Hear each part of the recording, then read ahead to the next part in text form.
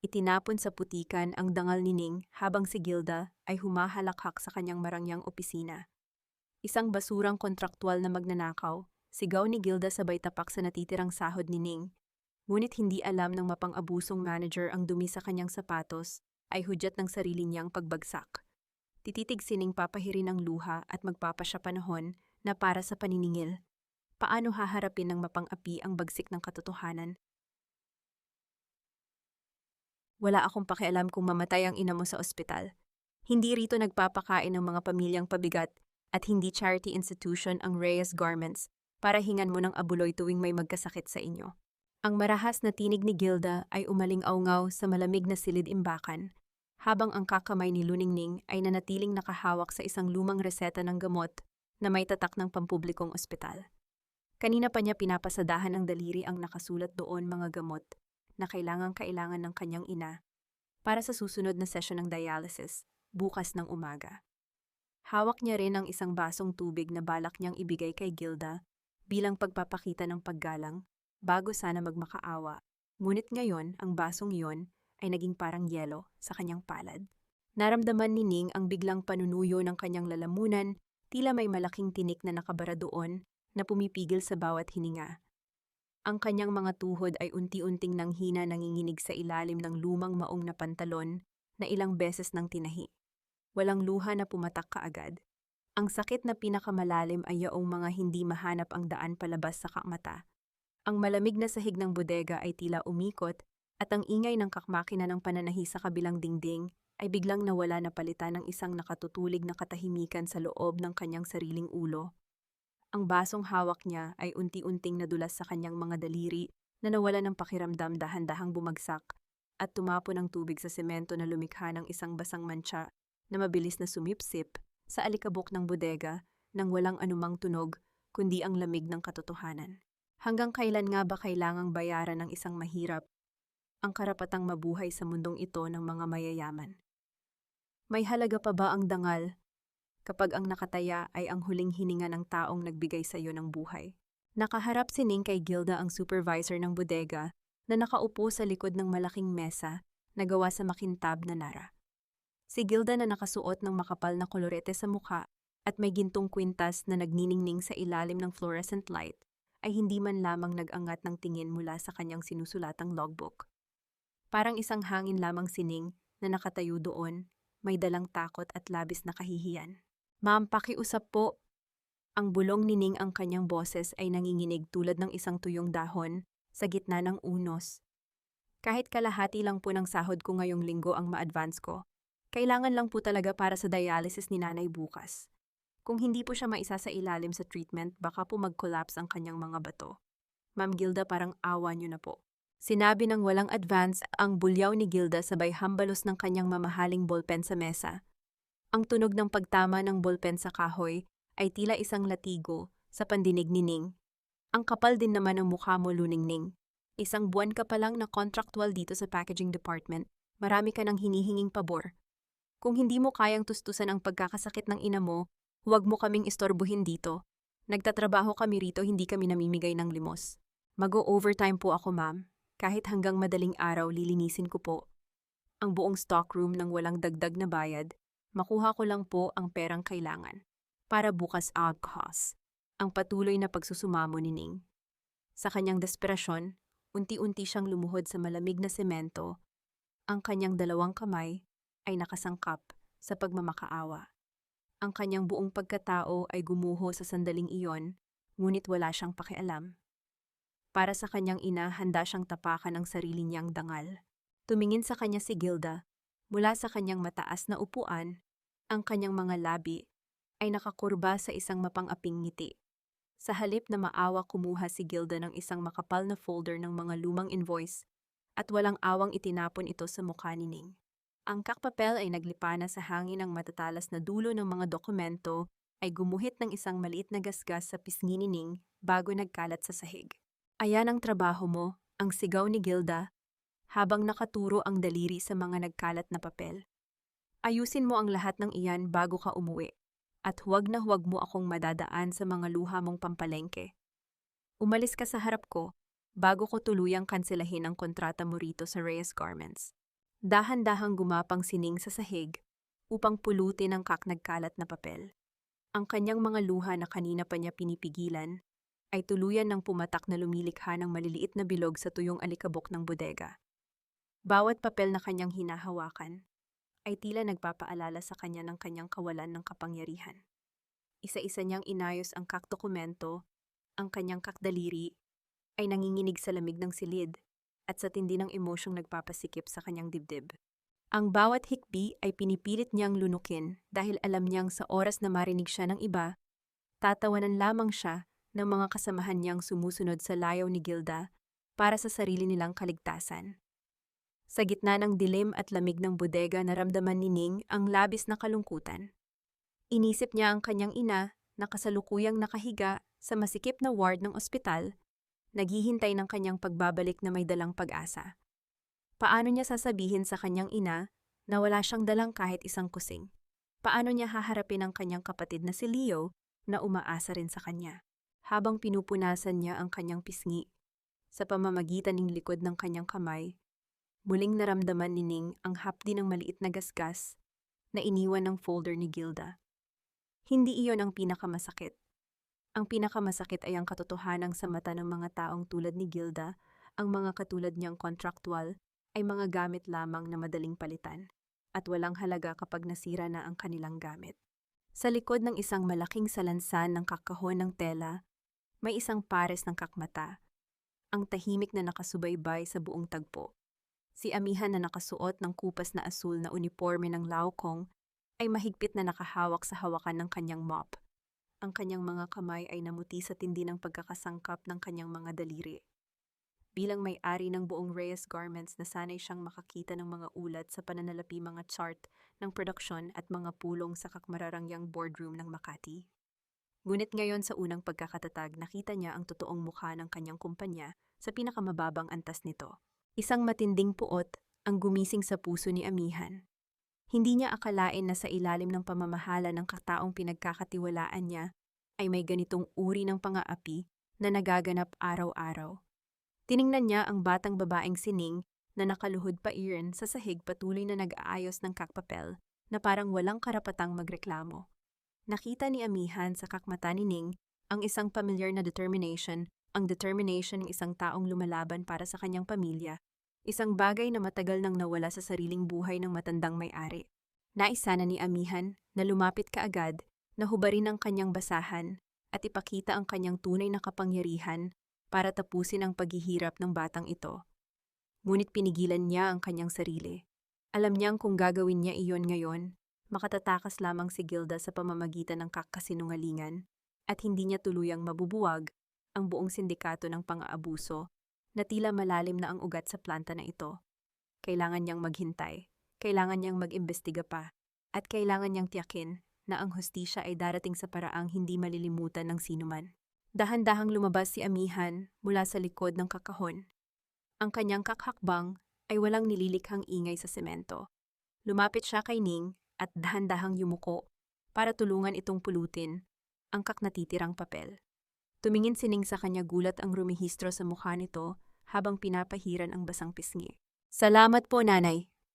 Ang mahinang sabi ni Ning gamit ang magalang na tawag sa mas nakatatanda sa kanya. "Huwag niyo na po akong tulungan, baka makita kayo ni Ma'am Gilda at mapagalitan din kayo. Kaya ko na po ito." Hindi sumagot si Amihan, ngunit pinigan niya ng bahagya ang balikat ni Ning gamit ang kanyang magaspang na kamay. Ang simpleng hawak na iyon ay nagpadala ng isang mensahe na hindi kayang bigkasin ng anumang salita na sa gitna ng tindi ng unos, hindi siya nag-iisa. "Hoy matanda, hindi ka binabayaran ng kumpanyang ito para tumayo dyan na parang poste. Buhatin mo iyang mga rolyo ng tela papunta sa kabilang estante ngayon din." Ang matinis na boses ni Gilda ay parang matalim na patalim na humiwa sa maalinsangan at maalikabok na hangin ng bodega. Nakapamewang ang supervisor, ang kanyang mga matang nababalutan ng makapal na pampaganda ay nanlilisik habang nakatingin sa bagong janitress. Si Amihan na nakabalat kayo sa isang kupas at pira-pirasong asul na uniforme ay tahimik na lumapit sa malaking bunton ng mga telang koton. Bawat isang rolyo ay kasinlaki ng puno at kasing bigat ng semento. Sa edad na 58 ang kanyang katawan, ay hindi na sanay sa ganitong uri ng pisikal na paghihirap. Mula nang maitatag niya ang Reyes Garments, nasanay na siya sa malambot na silya ng kanyang opisina sa Makati. Ngunit ngayon, kailangan niyang tiisin ang bawat pang-aalipusta upang makita ang bulok na sistema na unti-unting sumisira sa kanyang kumpanya. Yumuko si Amihan, ibinaba ang hawak na basahan at pinilit na yakapin ang isang rolyo ng tela. Ang kanyang mga ugat sa braso ay lumitaw at ang kanyang paghinga ay bumigat dahil sa tindi ng puwersa. Nang maiangat niya ito ng ilang pulgada, unti-unting nanginig ang kanyang mga tuhod.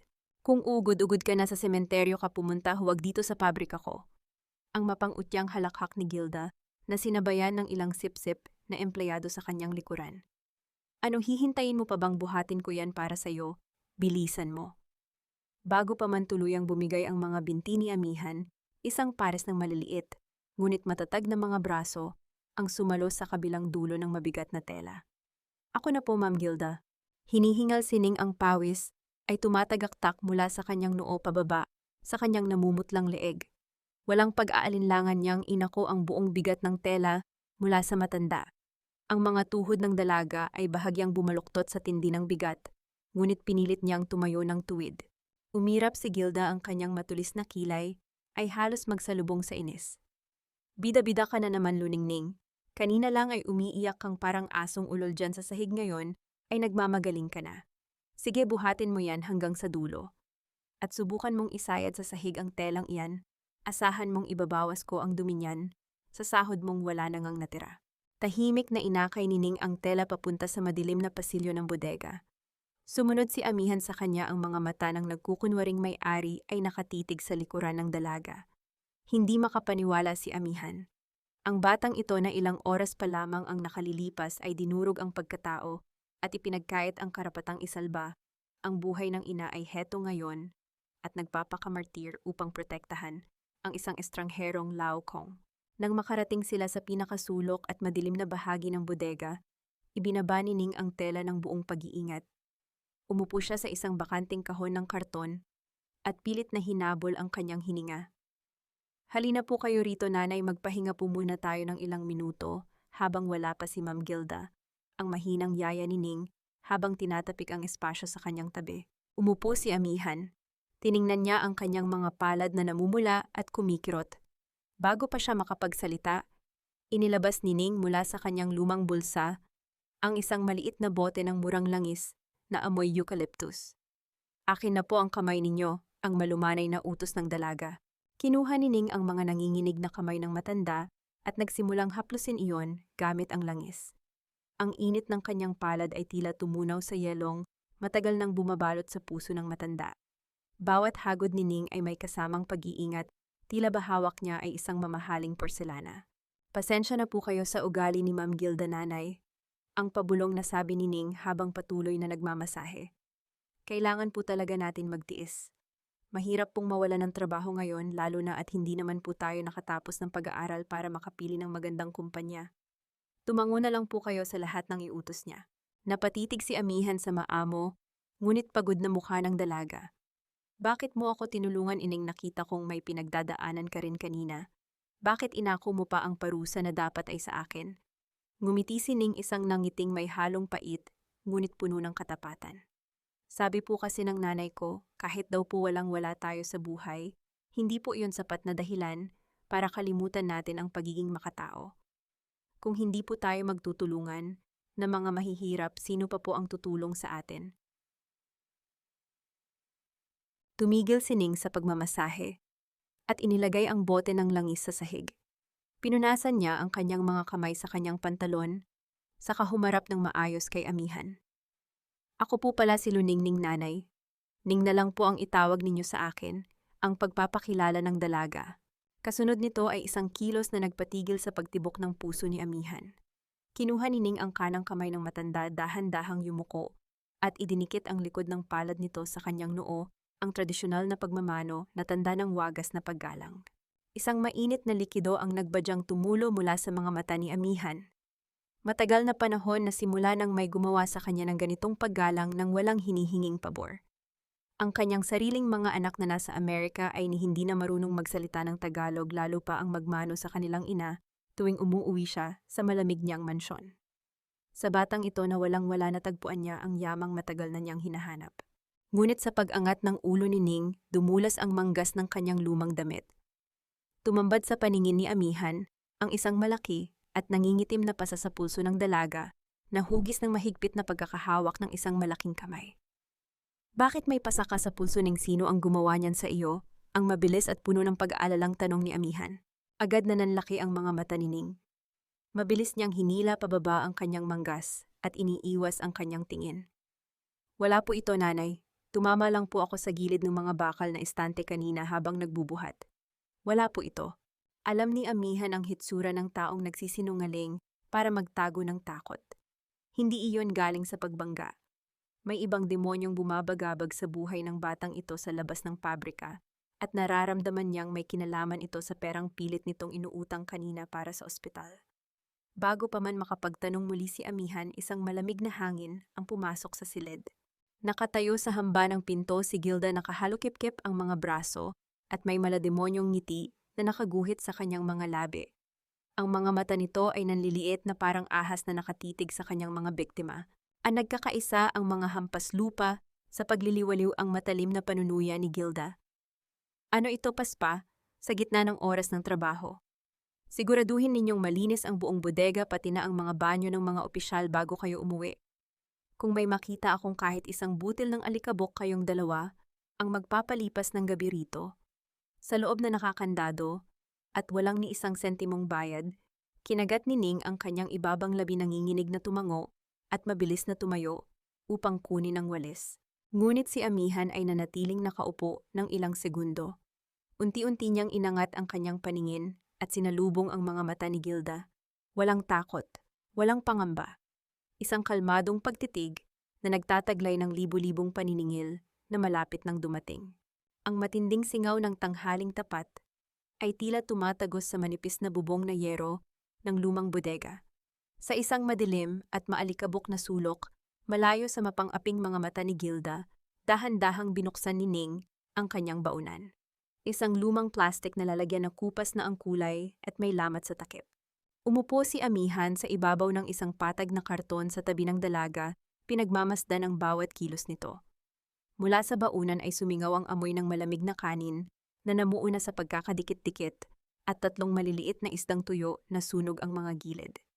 Iyon lamang ang bumubuo sa tanghalian ng isang manggagawang nagbabanat ng buto mula madaling araw.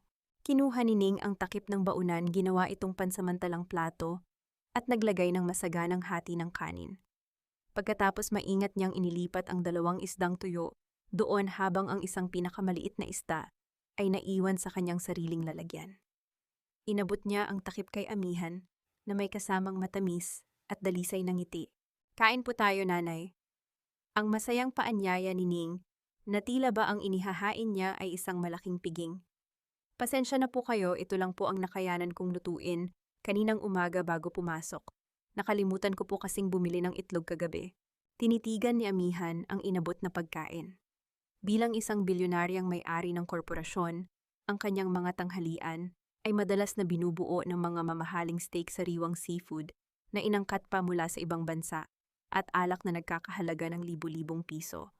Ngunit madalas kinakain niya ang mga iyon ng mag-isa sa isang mahabang hapagkainan na puno ng katahimikan o kaya naman ay kasama ang mga taong nakangiti lamang dahil may kailangan sila sa kanyang kumpanya. Nanginginig ang mga kamay ng matanda nang tanggapin niya ang pagkain. Kumuha siya ng kaunting kanin at kinagat ang maliit na bahagi ng tuyo. Ang labis na alat ng isda ay gumuhit sa kanyang dila, ngunit bago pa man niya malunok ito, isang mainit na luha ang pumatak mula sa kanyang mga mata at nahulog sa kanyang palad. Humalo ang alat ng kanyang luha sa alat ng isdang kanyang kinakain.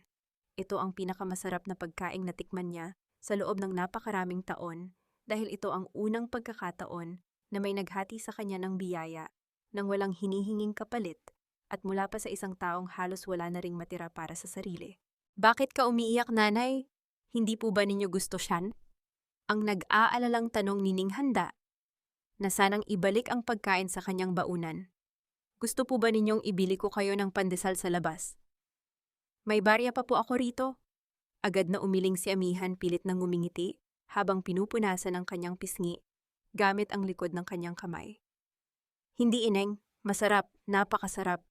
Naalala ko lang ang aking mga anak. Matagal na kasing walang sumasalo sa akin sa pagkain. Sumandal sining sa malamig na sementong pader. Ang kanyang mga mata ay tila naglalakbay sa malayo. Swerte po ng mga anak ninyo may ina silang nagmamahal sa kanila. Ako po ginagawa ko ang lahat para lang humaba pa ang buhay ng Nanay Teresa ko. Siya na lang po ang mayroon kami ng kapatid kong si Leo. Habang ngumunguya ng tuyong kanin pinakinggan ni Amihan ang bawat salitang lumalabas sa bibig ng dalaga. Matalino po si Leo. Ang patuloy nining ang boses ay puno ng pag-asa at pagmamalaki. Nasa 2nd taon na po siya sa kolehiyo. Pangarap niya pong maging accountant para may ahon kami sa kahirapan. Kaya kahit murahin at alipustahin ako ni Ma'am Gilda, araw-araw nilulunok ko na lang po ang pride ko. Kapag nakatapos ang kapatid ko, hindi na po kami titira sa bahay na laging pinapasok ng baha at hindi na po maghihirap ang nanay ko. Habang nagsasalita sining isang kislap mula sa maruming sahig, ang nakapukaw sa kanyang pansin. Sa ilalim ng isang bakanteng paleta ng kahoy, malapit sa paa ni Amihan, ay may isang maliit na bilog na bagay na kumikinang. Dinampot ito ni Ning, isa itong mabigat na butones na gawa sa purong ginto, at sa gitna nito ay may nakaukit na letrang R na may detalyadong disenyo ng mga dahon. Hindi ito ordinaryong butones na mabibili sa palengke. Alam ni Ning na ang halaga nito ay katumbas ng ilang buwang sahod niya. Gusto sanang itanong ni Ning kay Amihan kung sa kanya ba ito nahulog, ngunit nang makita niyang masayang inuubos ng matanda ang mga butil ng kanin sa takip ng baunan, nag-isip siya. Imposibleng pag-aari ng isang mahirap na janitress ang ganito kagarang bagay. Marahil ay nahulog ito mula sa damit ng isa sa mga opisyal ng kumpanya na nag-ikot noong nakaraang linggo. Tahimik na ibinulsa ni Ning ang butones, nagpa siyang ibigay na lamang iyon mamaya sa gwardya upang maibalik sa tunay na may-ari. Sa kabilang banda ng gusali sa loob ng isang opisinang nababalot ng lamig ng aircon, ibang uri ng plano ang kasalukuyang niluluto. Nakaupo si Gilda sa kanyang malambot na swivel chair. Ang mga paa ay nakaekis habang naglalagay ng mapulang lipstick sa kanyang mga labi. Sa kanyang harapan ay may nakakalat na mga sample ng mamahaling telang seda na gagamitin sana para sa bagong collection ng Reyes Garments para sa Europa. Isang telepono ang nakadikit sa kanyang tainga at ang kanyang matinis na tawa ay umaalingaw sa buong kwarto. Yes, exactly. I want the delivery truck at the back gate by midnight. Ang mariing utos ni Gilda sa kabilang linya, ang kanyang Taglish na pananalita, ay puno ng pagmamayabang. Don't worry about the security, na bayaran ko na ang guard sa likod. Ang kunin ninyo ay ang mga rolyo ng imported silk. That's easily worth 2 million pesos. I want my cut in cash direct to my bag. Isang sagot mula sa kabilang linya ang nagpangiti ng husto sa supervisor. Paano ang inventory audit bukas? Oh, come on, ang daling gawa ng paraan yan. Ang mapanuyang sagot ni Gilda, ang kanyang matatalas na kuko, ay kumakatok sa ibabaw ng mesa. Marami tayong mga bobong contractual workers dito. I'll just set one of them up. Sila ang gagawin kong pain para may masisi ang management. Ano pa ba ang silbi ng mga patay gutom na yan, kundi ang maging basurahan ng mga kasalanan natin? Ibinaba ni Gilda ang telepono. Tiningnan niya ang kanyang refleksyon sa maliit na salamin at ngumiti ng nakakakilabot. Sa isip niya, ang kanyang posisyon ay nagbibigay sa kanya ng kapangyarihang maging Diyos sa loob ng pabrikang ito. Wala siyang pakialam kung may masirang buhay, basta't mabayaran niya ang kanyang mga nagkapatong-patong na utang sa kasino sa Macau. Ibinaling niya ang kanyang paningin sa listahan ng mga empleyado sa kanyang mesa. Ang kanyang pinalamutian ng pulang kuko na daliri ay dahan-dahang bumaba sa mga pangalan hanggang sa tumigil ito at bumaon ng mariin sa pangalan ni Luningning Salazar. Ikaw ang magbabayad ng lahat ng ito, Luningning. Tutal sanay ka namang magdusa, ang bulong ni Gilda sa sarili, bago padabog na pinindot ang pulang buto ng microphone na konektado sa pampublikong sistema ng komunikasyon ng buong pasilidad. Bumalik ang eksena kina Ning at Amihan, na kasalukuyang nag-iimis ng kanilang pinagkainan. Ang payapang sandali ng kanilang tanghalian ay biglang dinurog ng isang nakatutulig at garalgal na tunog mula sa malalaking speaker na nakakabit sa mga haligi ng bodega. Ang tunog ay tila kalampag ng bakal na bumabasag sa eardrum bago ito sinundan ng isang tinig na nagdadala ng purong takot. Attention to all contractual workers. Ang tinig ni Gilda ay umalingaw sa buong gusali, nagtataglay ng talim na kayang humiwa ng laman. Pumunta kayong lahat ngayon din sa open courtyard. Iiwan ninyo ang mga trabaho ninyo at magdadala lamang ng inyong mga bag. Magkakaroon tayo ng surprise inspection para sa lahat ng mga mababang empleyado. Ang sino mang mahuli na magtangkang magtago o tumakas ay asahan ng tanggal agad sa trabaho at ipapakulong ko sa presinto. Natigilan si Ning. Ang kanyang mga kamay ay nanlamig habang hawak ang walang laman na baunan. Nakita ni Amihan ang biglaang pagkawala ng kulay sa mukha ng dalaga. Ang matinis na tagubilin ni Gilda ay naiwang nakabitin sa maalikabok na hangin, parang isang maitim na ulap na nagbabadyang magbuhos ng malakas at mapanirang bagyo. Ang biglaang pag-inspeksyon sa mga bag ng mga kontraktual na manggagawa ay natapos nang walang nahanap na anuman si Gilda. Ligtas na naitago ni Ning ang gintong botones sa pinakailalim ng kanyang bulsa na may maliit na butas sapat upang hindi ito mapansin ng mga mapang-abusong kamay ng supervisor. Ngunit ang takot na iniwan ng pangyayaring iyon ay nanatiling nakasabit sa dibdib ng dalaga hanggang sa matapos ang kanyang shift. Nang sumapit ang gabi, hinubad ni Amihan ang kanyang uniforme ng laukong. Nagpalit siya ng isang simpleng duster na kupas at lumang tsinelas bago tahimik na sumakay sa siksikang jeepney na patungo sa tondo. Sa bawat kanto pinapanatili niya ang distansya mula kay Ning sapat lamang upang hindi siya mawala sa kanyang paningin, ngunit hindi rin mapansin ng dalaga na may sumusunod sa kanya. Ang tondo sa gabi ay isang labirinto ng ingay at amoy. Ang amoy ng nakaimbak na basura, ang singaw ng kanal na humahalo sa usok ng mga lumang sasakyan, at ang maliliit na eskinita na tanging mga nakasabit na bombilya lamang ang nagbibigay ng kaunting liwanag. Lumiko si Ning sa isang makipot na pasilyo kung saan ang mga barong-barong ay tila nagpapatong-patong dahil sa kakulangan ng espasyo. Huminto si Amihan sa ilalim ng anino ng isang lumang poste ng kuryente. Tumingala siya at tiningnan ang tinitirhan ni Ning, isang maliit na tagpi-tagping bahay na gawa sa mga pinagtagpi-tagping plywood at kalawing yero. Mula sa isang maliit na siwang sa dingding na kahoy narinig ni Amihan ang isang mahinang pag-ubo. Sumilip si Amihan sa siwang ng bintana na natatakpan lamang ng lumang lambat ng lamok. Sa loob ng maliit na kwarto na nagsisilbi na ring kusina at sala, nakita niya si Ning na nakaluhod sa tabi ng isang manipis na kutsyon sa sahig. Nakahiga roon ang isang matandang babae na may napakapusyaw na balat at nangingitim ang paligid ng mga mata si Aling Teresa.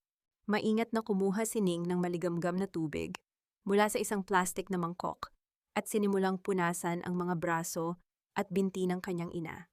Ang bawat haplos ng dalaga ay puno ng pagmamahal na tila ba ang bawat dampi ng basang tela ay nagtataglay ng panalangin makapagpapagaling sa may sakit. Ning, patawarin mo ako anak, ang nanghihinang bulong ni Aling Teresa, habang ang isang luhang may kasamang labis na panghihinayang ay gumuhit sa kanyang kulubot na pisngi. Pabigat lang ako sa inyo ni Leo. Kung namatay na lang sana ako, hindi ka na kailangang magtiis sa pang-aalipusta ng supervisor mo para lang sa gamot ko. Mabilis na ibinaba ni Ning ang basahan at hinawakan ng mahigpit ang nanginginig na kamay ng kanyang ina. Yumuko siya at hinalikan ang likod ng palad nito. Nay, huwag niyo pong sabihin iyan pakiusap po. Ang basag na boses ni Ning habang sinusubukang ngumiti upang hindi mag-alala ang ina. Kayo po ang lakas ko. Kahit anong dusa, kahit anong hirap sa pabrika, kakayanin ko po basta pag-uwi ko ay may nanay pa akong nadaratnan. Huwag po kayong mag-alala. Bukas po ay makukuha ko na ang sahod ko, maipapadialysis na po natin kayo. Sa sandaling iyon, pumasok si Leo, ang kapatid ni Ning na may dalang ilang pirasong pandesal. Lumapit siya sa kanyang ina at kapatid. Walang kibuan ang tatlo, ngunit ang kanilang mga mata ay nag-uusap ng isang wika na tanging ang mga naghihirap lamang ang nakakaunawa. Kumuha si Ning ng isang maliit na kandila at sinindihan ito sa harap ng isang luma at kupas na larawan ng kanilang yumaong ama na nakasabit sa tabi ng isang maliit na imahe ng mahal na birhen. Naghawak kamay ang tatlo, ipinikit nila ang kanilang mga mata, at sabay-sabay na bumulong ng isang panalangin ng pasasalamat at paghingi ng kaligtasan. Nakatayo sa labas sa gitna ng kadiliman at amoy ng basura na ramdaman ni Amihan ang paninikip ng kanyang dibdib. Ang tatlong magkakaanak na ito sa kabila ng labis na karalitaan at banta ng kamatayan ay mayroong isang bagay na hindi kailanman mabibili ng kanyang bilyong piso sa bangko, isang wagas at hindi matitinag na pananampalataya at pagkakaisa. Matapos ang panalangin, lumipat si Ning sa isang sulok ng kwarto. Inilabas niya ang kanyang lumang pitaka at ibinuhos ang mga barya sa kanyang palad. Binilang niya ang mga iyon nang paulit-ulit umaasang baka may nakaligtaan siyang papel na pera. Ngunit ilang pirasong barya lamang ang nandoon na hindi man lamang sapat para pambili ng isang bote ng distilled water para sa dialysis machine. Inilabas niya rin ang gintong butones na may letrang R mula sa kanyang bulsa. Tinitigan niya ang kumikinang na bagay sa ilalim ng liwanag ng kandila. Alam niyang kung ibebenta niya ito sa mga sanglaan sa rekto, magkakaroon siya ng sapat na pera para sa ilang sesyon ng gamot ng kanyang ina. Ngunit mabilis niyang itinabi ang kaisipang iyon. Mas pipiliin pa niyang mamatay sa gutom kaysa magnakaw o magbenta ng bagay na hindi sa kanya. Muli niyang ibinalik ang butones sa kanyang pitaka.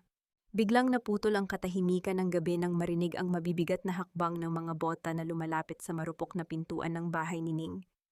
Isang malaking anino ng isang lalaking may mga tattoo sa braso at amoy ng murang alak ang humarang sa tanging labasan. Isang malakas na hampas ang yumanig sa marupok na pintong kahoy na lumikha ng tunog na tila ba wawasakin ang buong barong-barong. Napayakap si Aling Teresa kay Leo sa tindi ng takot habang si Ning ay napatayo at dahan-dahang lumapit sa pinto. "Salazar, lumabas kayo riyan. Ang dumi ninyong magbayad."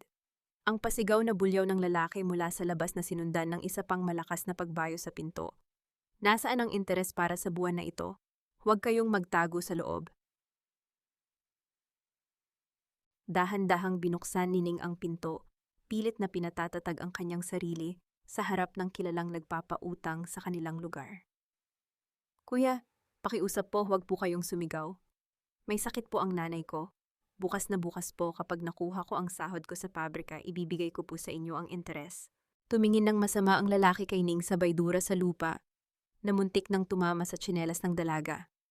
"Bukas, palagi na lang bukas ang naririnig ko sa iyo. Isang linggo ka nang huli sa pagbabayad. Kung wala akong perang matatanggap bukas ng hapon, huwag mo akong sisisihin kung hilahin ko ang makinang pananahinang ina mo sa loob. Iyan na lang ang natitirang may halaga rito sa basurahan ninyo." Upang ipakitang seryoso siya, itinaas ng lalaki ang kanyang bota at malakas na sinipa ang dingding na kahoy sa tabi ng pinto na lumikha ng isang nakatatakot na tunog ng nababali na plywood bago siya tumalikod at naglakad paalis sa eskinita. Naiwang nanginginig si Ning sa tabi ng pinto. Ang kanyang mga kamay ay nakakapit sa kanyang dibdib habang tahimik na humihikbi. Ang banta ng lalaki ay tila isang hatol ng kamatayan dahil ang makinang pananahin na iyon ang tanging alaala ng kanyang ama at ang huling pag-asa nila para sa kaunting kita. Sa labas sa pinakamadilim na bahagi ng eskinita, ang mga kamay ni Amihan ay nakakuyom ng mahigpit sa kanyang gilid. Ang kanyang mga kuko ay bumaon sa kanyang sariling balat hanggang sa makaramdam siya ng hapdi. Ang kanyang desisyon ay buo na. Ang bawat luha ni Ning, ang bawat pananakot ng mga halang ang bituka, at ang bawat kawalang hiyaan ni Gilda ay babayaran ng buong buo. Hindi lamang niya ililigtas ang pamilyang ito, papakuluan niya sa sarili nilang kasakiman ang mga taong nang-aapi sa kanila. Kinabukasan, ang ingay ng mga makina ng pananahi ay muling sumakop sa buong pabrika ng Reyes Garments, ngunit sa loob ng opisina ni Gilda, ang katahimikan ay tila isang nagbabadyang bagyo. Hawak ng supervisor ang isang opisyal na sulat na may pulang tatak mula sa main office sa Manila. Isang biglaang pag-audit sa inventaryo ng mga tela ang nakatakda sa katapusan ng linggo. Nagsimulang mamasa ang mga palad ni Gilda sa tindi ng kaba. Ang libo-libong yarda ng mga imported na seda na kanyang lenas na ibinenta sa labas ay hindi pa napapalitan. At kapag nabilang ng mga auditor ang kulang sa bodega, siya ang direktang mananagot. Kailangan niya ng isang mabilis na solusyon, isang pain na hahawak sa lahat ng sisi upang mailigtas ang kanyang sariling leeg.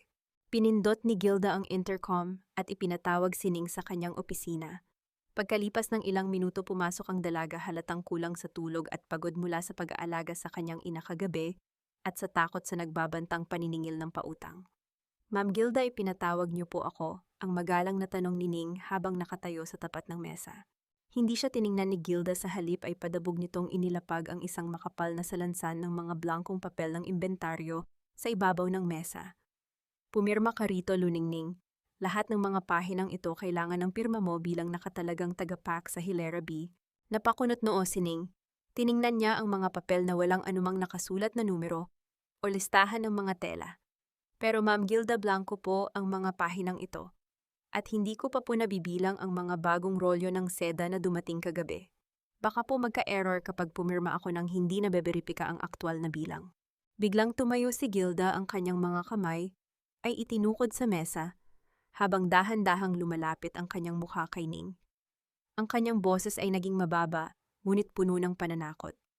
Akala mo ba mas matalino ka pa sa akin, Luningning? Are you questioning my authority? Trabaho mo lang ang pumirma at sumunod. Kung ayaw mong mapalayas sa pabrikang ito nang walang kahit isang duling na sentimo ng sahod mamayang hapon, pirmahan mo iyan ngayon din. Ang pagbanggit sa sahod ay tila isang mabilis na suntok sa sikmura ni Ning. Naalala niya ang mukha ng kanyang ina, ang may sakit na umaasa sa gamot at ang nagbabantang sipa ng naniningil ng utang sa kanilang dingding kagabi. Wala siyang pagpipilian. Sa tindi ng desperasyon, kinuha ni Ning ang ballpen at nanginginig na nilagdaan ang mga blankong papel. Iniaalay ang kanyang kaligtasan para sa ilang libong pisong pansamantalang magpapanatili sa buhay ng kanyang pamilya. Sa labas ng opisina, sa likod ng bahagyang nakabukas na pinto, si Amihan ay abala sa pagpupunas ng mga salaming bintana. Ang kanyang kanang kamay ay nakatago sa loob ng bulsa ng kanyang apron, mahigpit na nakahawak sa kanyang mobile phone, nakasalukuyang nagre-record ng bawat salita at banta na lumabas sa bibig ni Gilda. Ang matandang may-ari ay napapikit sa tindi ng galit. Ang bawat pirma ni Ning sa mga blankong papel na iyon ay isang bitag na sadyang inihanda ni Gilda upang ibaon ang dalaga sa krimeng hindi nito ginawa. Nang lumabas si Ning mula sa opisina ni Gilda, ang kanyang mukha ay kasing puti ng papel. Halos hindi niya maramdaman ang kanyang mga binti habang naglalakad patungo sa silid-imbakan. Sa isang sulok ng pasilyo, lumapit si Mang Cardo, ang matandang gwardya ng pabrika.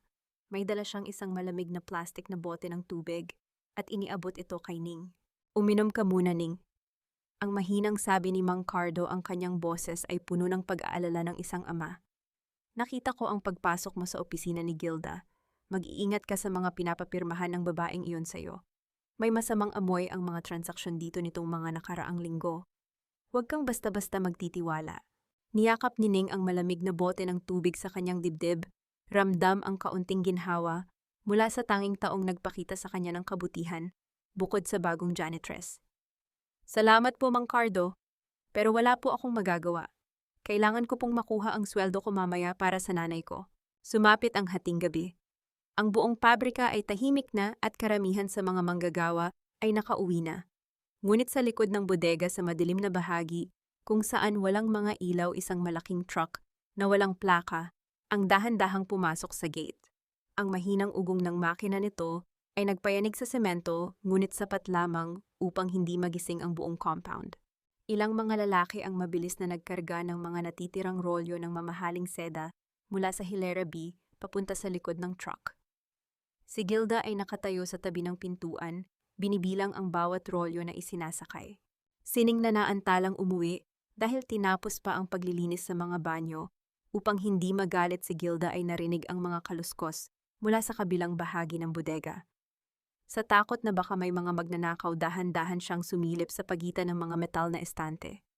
Ngunit nang makita niya si Gilda na kasama ang mga lalaki, na-realize niya na may masamang nangyayari. Sa kanyang pagmamadali na umatras, upang hindi makita ng supervisor, sumabit ang kanyang lumang suot na damit sa isang matulis na dulo ng bakal. Sa kanyang pagkagulat, mabilis siyang lumingon at lumusot sa mas madilim na bahagi ng bodega. Ngunit sa hindi niya pagkakaalam, ang kanyang lumang pitaka na naglalaman ng kanyang nag-iisang ID card bilang empleyado ay nadulas mula sa kanyang bulsa. Ang pitaka ay dahan-dahang bumagsak sa maalikabok na semento, walang ingay na nalikha habang ito ay lumapag sa ilalim ng mabigat na estante, katabi lamang ng ilang piraso ng pinutol na telang seta na sadyang iniwan ng mga tauhan ni Gilda upang maging ebidensya ng nakawan. Nakaalis si Ning sa pabrika nang hindi namamalayan ang kanyang nawalang pagkakakilanlan, habang ang kanyang ID card na naglalaman ng kanyang pangalan at larawan ay nanatiling nakahiga sa dilim, naghihintay na matagpuan upang maging huling pako sa kanyang sariling krus. Ang silid-imbakan sa dulo ng Hilera B ay kilala sa pagiging malamig at hiwalay sa buong pabrika. Doon nagtatapos ang huling bahagi ng trabaho ni Ning, ang walisin ang mga natitirang hibla ng sinulid at maliliit na dumi bago tuluyang isara ang buong gusali. Habang abala siya sa pagyuko sa ilalim ng isa sa mga malalaking estante, narinig niya ang marahas na paggalaw ng hangin. Isang mabigat na tunog ng bakal na naglapat ang umalingaw-ngaw kasunod ang mekanismo ng trangka na pilit na bumaon sa pader mula sa labas. Agad na namatay ang lahat ng ilaw.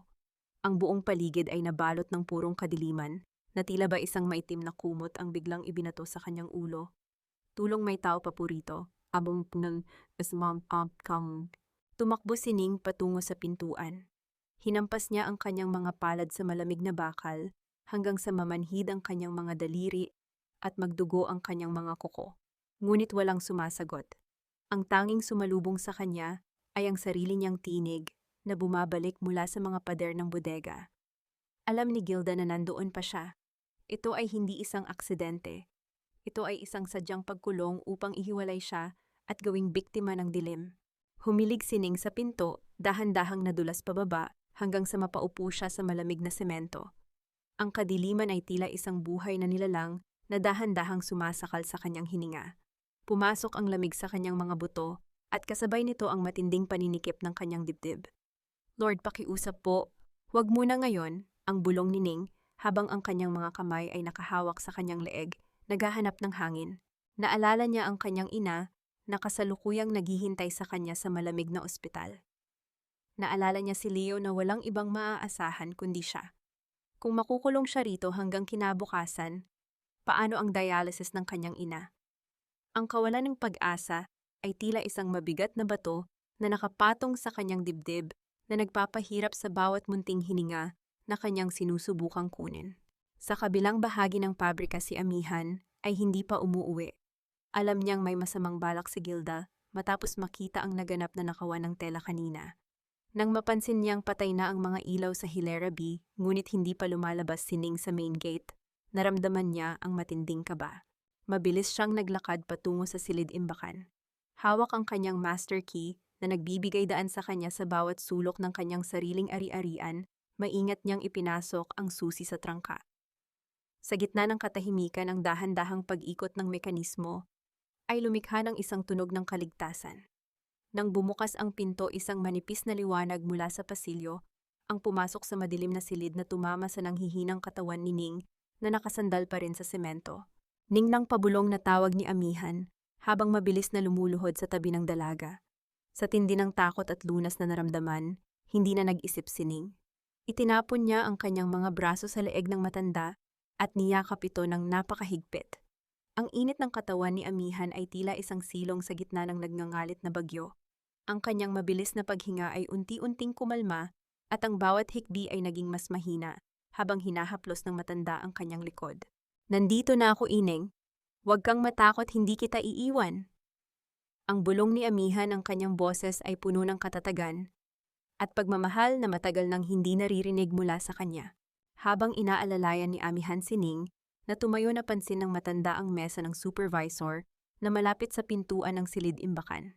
Ang isa sa mga drawer ni Gilda ay bahagyang nakabukas, tila may mabilis na kumuha ng kung ano doon, bago umalis. Sa ibaba ng mesa, may isang makapal na folder na kulay asul ang nahulog sa semento.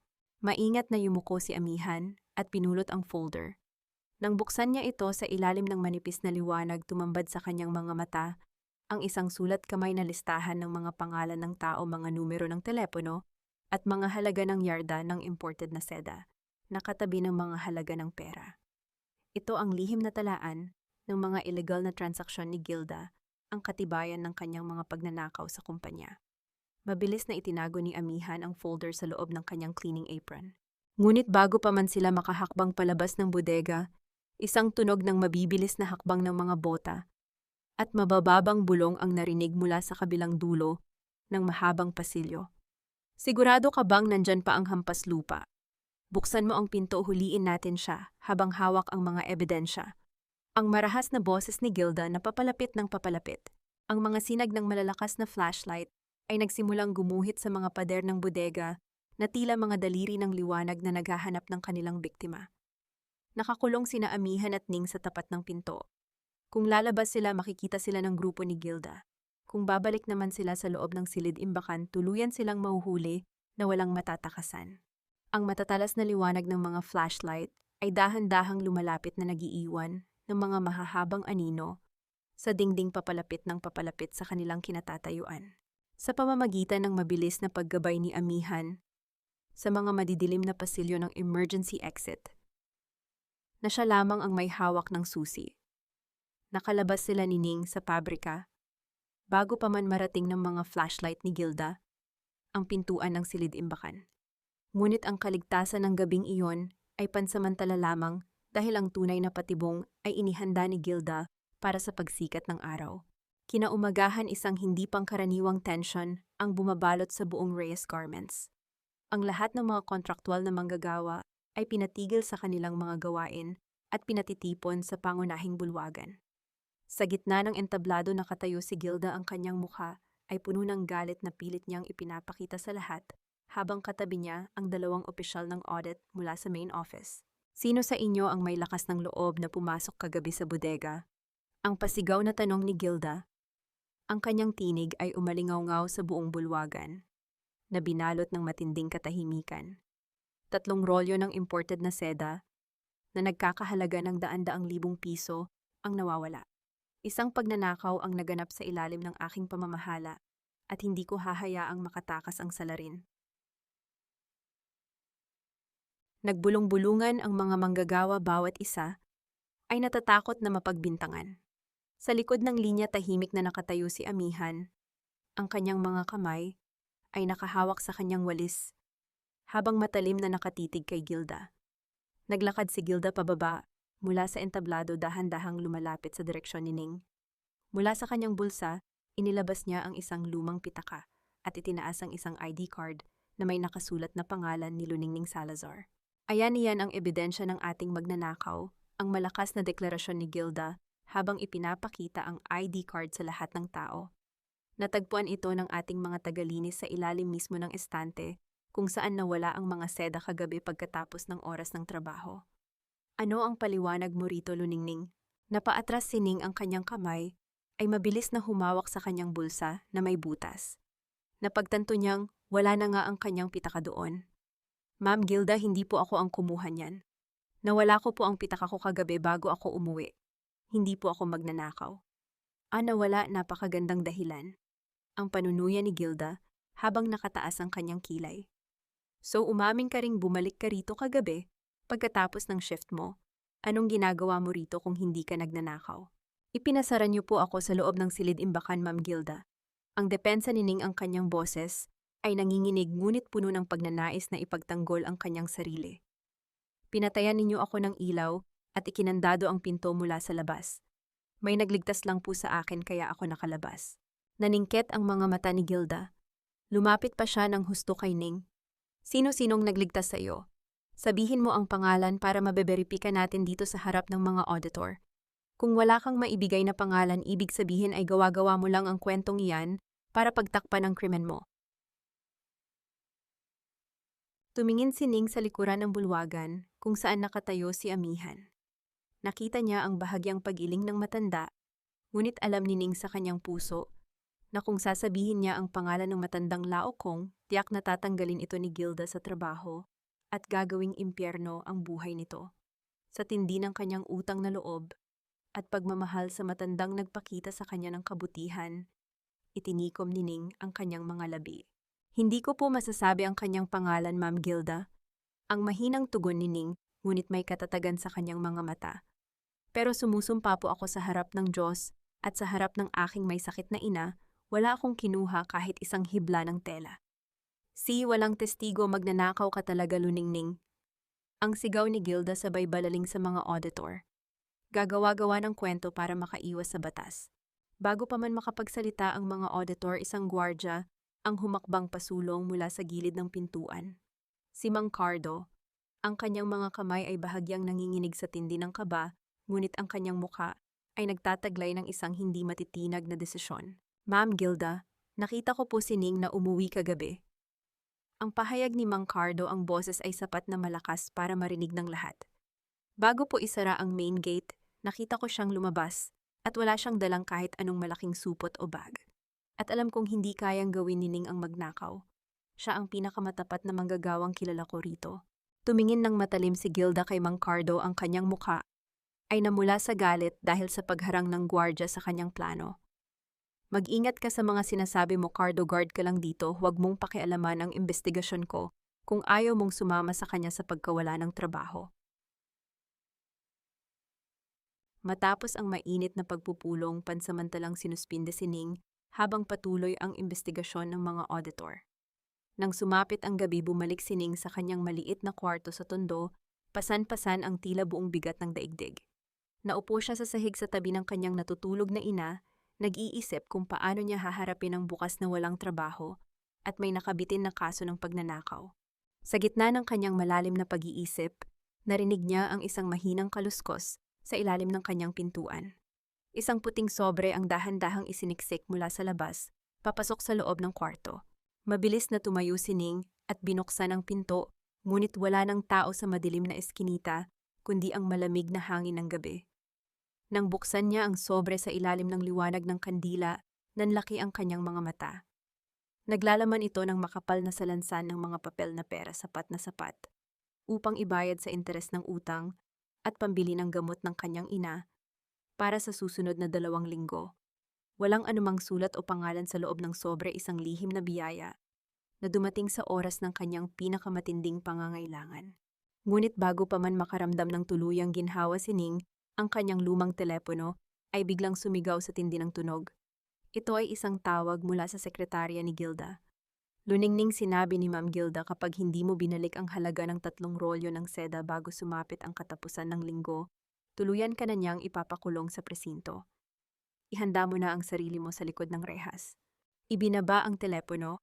Ang malamig na banta ni Gilda ay naiwang nakabitin sa tahimik na silid na tila isang hatol na nagbura sa bawat munting pag-asa na kapapakita pa lamang sa dalaga. Ang perang lihim na isiniksik sa ilalim ng pinto ni Ning ay nagamit upang bayaran ang pinaka-interes ng utang sa mga naniningil, ngunit ang tadhana ay tila walang balak na bigyan ng kapayapaan ang pamilya Salazar. Kinaumagahan, bago pa man makabangon si Ning upang ihanda ang agahan, isang marahas na pag-ubo mula sa kutsyon ang bumasag sa katahimikan. Si Aling Teresa ay natagpo ang nanginginig, ang kanyang balat ay malamig at may kulay asul, habang ang bawat hininga niya ay tila isang pakikipaglaban sa kamatayan. Sa tindi ng kaba, mabilis na humingi ng tulong si Leo sa mga kapitbahay upang maisugod ang kanilang ina sa pampublikong ospital sa Laguna. Sa loob ng masikip at maingay na emergency room, ang hatol ng doktor ay tila isang mabilis na hatol ng kamatayan para kay Ning. Kailangan po siyang ilipat agad sa intensive care unit dahil nagdidiliryo na siya at may impeksyon sa dugo. Ngunit kailangan nating magbayad ng deposito na 10,000 piso para sa mga paunang gamot at kagamitan. 10,000 piso. Ang perang natira sa sobre ay sapat lamang para sa ambulansya at mga unang lab test. Walang ibang matatakbuhan si Ning kundi ang pabrika. Kahit suspendido, kailangan niyang makuha ang kanyang sahod sa huling buwan ng pagtatrabaho. Karapatan niya iyon, pera iyon na pinagpaguran niya sa loob ng 30 araw na walang tulo ng reklamo. Tumakbo si Ning patungo sa Reyes Garments sa ilalim ng nagbabadyang ulan. Nilpasan niya ang gwardya sa gate at dire-diretsong umakyat patungo sa opisina ni Gilda, binalot ng purong desperasyon. Aba, may lakas ka pa ng loob na pumasok dito kahit suspended ka na, ang mataray na bungad ni Gilda habang humihigop ng kanyang mainit na kape. Umalis ka sa harap ko, Luningning, bago ko tawagin ang mga guard para kaladkarin ka. Ma'am Gilda, pakiusap po. Ang pagmamakaawa ni Ning, ang kanyang boses ay nanginginig at ang mga luha ay mabilis na pumatak sa kanyang pisngi. Nag-aagaw buhay po ang nanay ko sa ospital. Kailangan ko lang po ang sahod ko sa huling buwan. Kahit po suspended ako, ibigay niyo na po ang sweldo ko para maipagamot ko si nanay. Karapatan ko naman po iyon dahil pinagtrabahuhan ko. Humalakhak si Gilda, isang tunog na puno ng kapuotan at walang kaunting awa. Sahod? Anong sahod ang pinagsasabi mo? Ang sweldo mo ay pinigil ng kumpanya bilang paunang pambayad sa 3 rolyo ng seda na ninakaw mo. At kulang pa nga iyan, kaya huwag kang umasang may makukuha kang kahit isang duling na sentimo rito. Sa tindi ng kawalan ng pag-asa, lumuhod si Ning sa sahig sa tapat ng mesa ni Gilda. Hinawakan niya ang dulo ng palda ng supervisor. Ang kanyang buong katawan ay nanginginig sa tindi ng paghikbi. Ma'am Gilda, parang awa niyo na po. Kahit ipasok niyo po ako sa kulungan pagkatapos nito, tanggap ko po. Basta ibigay niyo lang po ang pera ngayon para sa nanay ko. Buhay po ng nanay ko ang nakataya, pakiusap po. Bitiwan mo ako, sabi ko. Ang sigaw ni Gilda sabay sipa ng kanyang paa na may matulis na takong upang alisin ang kamay ni Ning. Dahil sa lakas ng tulak nawala ng balanse ang dalaga at bumagsak ang kanyang katawan sa malamig na semento. Sa gilid ng mesa ay may nakalagay na timba na puno ng maruming tubig na ginamit sa pagmamop ng sahig na may kasamang amoy ng dumi at kemikal. Sa tindi ng galit ni Gilda sa paghawak ni Ning sa kanya, kinuha niya ang timba at walang awang ibinuhos ang maruming tubig nang direkta sa ulo ng dalaga. Ang kulay abo at maruming tubig ay dumaloy sa buhok, mukha at mga lumang damit ni Ning na nag-iwan sa kanya na nanginginig sa lamig at matinding kahihiyan. Bagay sa iyo ang dumi ng bodega, Luningning, ang panunuya ni Gilda habang itinuturo ang dalaga. Isang magnanakaw na tulad mo walang karapatang humawak ng malinis na pera. Umalis ka sa harap ko. Mabilis na pumasok si Amihan sa loob ng opisina, dala ang kanyang basahan. Nang makita niya si Ning na basang-basa ng maruming tubig nanginginig at tahimik na humihikbi sa sahig, ang puso ng matandang may-ari ay tuluyang nadurog. Lumuhod si Amihan sa basa at maruming semento binalot ng kanyang mga braso ang katawan ng dalaga. Kinuha ni Amihan ang kanyang sariling malinis na tuwalya na nakasabit sa kanyang balikat at maingat na pinunasan ang mukha at buhok ni Ning.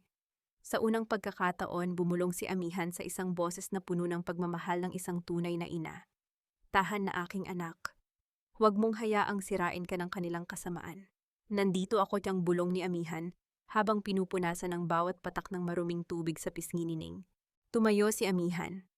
Ang sobsob na postura ng isang mahirap na laokong ay biglang nawala. Ang kanyang mga balikat ay naging tuwid at ang kanyang mga mata ay nagtaglay ng isang matalim at nakamamatay na lamig.